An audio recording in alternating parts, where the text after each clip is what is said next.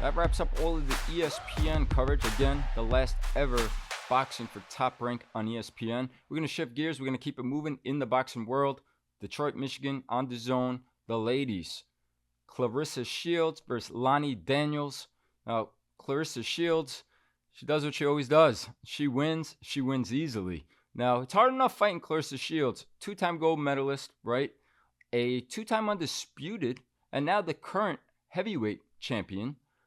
But especially for a girl who didn't start boxing to 24 years of age and is now 37 years old in Lani Daniels. I give credit to Daniels. She was outgunned.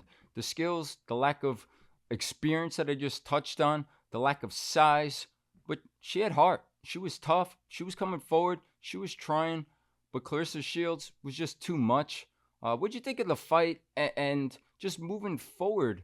Is some of the greatness of what Claressa Shields is doing going to be taken away because she doesn't have the dance partner?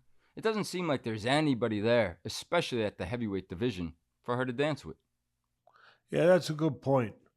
That's probably the most important point as far as her legacy. She's going to have a great legacy as, if not the greatest of all time, one of the greatest of all time. Definitely going to be in that conversation. She's going to be in that group. She's going to be in that group of 3 or 4 great women. But she don't have.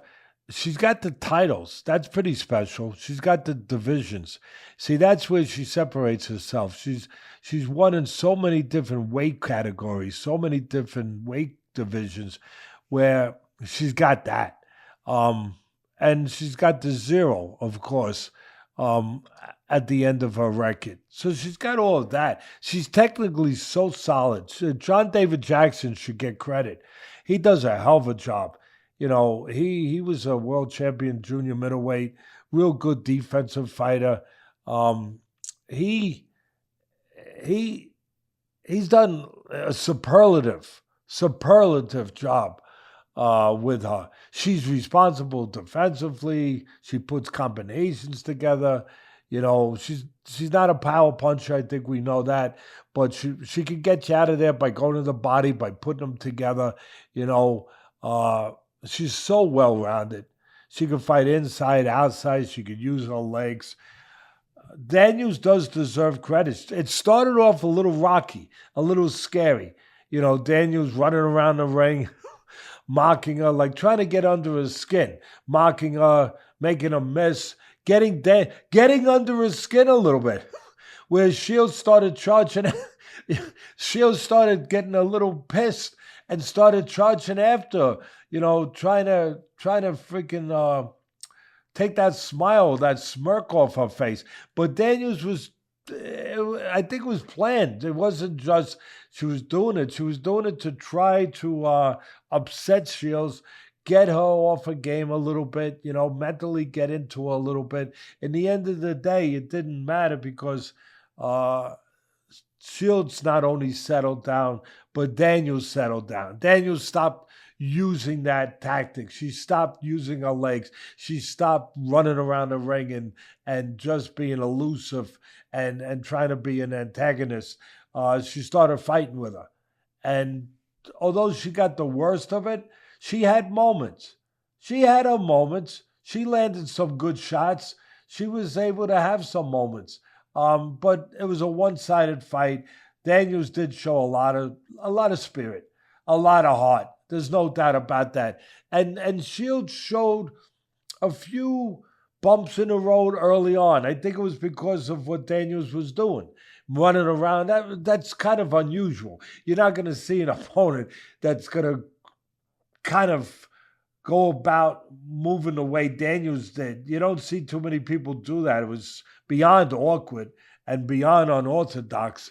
And it did bother Shields. Shields, like I said, she started running after, trying to get rid of her right away. And it took a round or two for Shields to settle down and for David Jackson to kind of settle her down and say, hey, let's not let this opponent get what she wants, to get you off your game, to get you behaving like someone other than Claressa Shields. You're a solid world champion fighter. You come in behind the jab. You give feints sometimes. You bring your legs. You move your head. You don't charge in. Come on, enough of that. Enough of that. Let's get down to basics and down to what Claressa Shields is all about. And she did, and she dominated.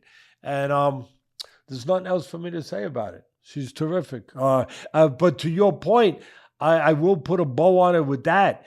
That yeah, she doesn't have that. She don't have the Joe Frazier to the Muhammad Ali. There's no. She don't have the the Sugar Ray Leonard to the Duran. There's 100% right, bud. She don't. They're not there. And that's the difference right now for me. That Katie Taylor had Amanda Serrano. Claressa Shields is still looking for that partner. And she wants Layla Ali, 47 years of age. She said, you want $15 million? We have it. That's not quite the partner I'm envisioning. I get it from money. I get it from a name standpoint. But we will see what is next for Claressa Shields. Only 30 years of age, 17-0 now. Only 3 knockouts. But unbelievable, impressive resume that she's put together.